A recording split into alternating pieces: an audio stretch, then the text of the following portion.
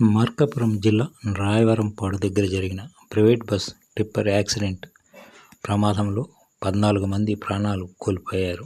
అయితే ఈ బస్సులో 43 మంది ప్రయాణికులు, డ్రైవర్, క్లీనర్తో కలిపి 45 మంది అయ్యారని అధికారులు చెప్పారు.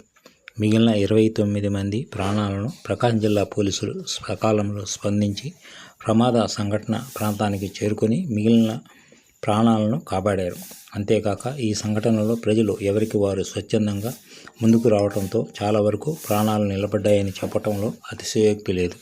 ప్రధానంగా సర్కిల్ ఇన్స్పెక్టర్ సుబ్బారావు స్వయంగా ప్రమాద బాధితులను భుజాలపై మోసుకొని వాహనంలో ఎక్కించడంలో చెప్పుకోదగ్గ విషయం. సంఘటన జరిగిన వెంటనే ప్రకాశం జిల్లా ఎస్పీ హర్షవర్ధన్ రాజు స్పందించి స్వయంగా దగ్గర ఉండి బాధితులందరికీ వైద్యం అందించే విధంగా ఏర్పాటు చేయడంలో ఎంతోమంది ప్రాణాలు నిలబడ్డాయనేది నిర్విధాంశం. ఇది ప్రకాశం జిల్లా పోలీసుల ఘనత.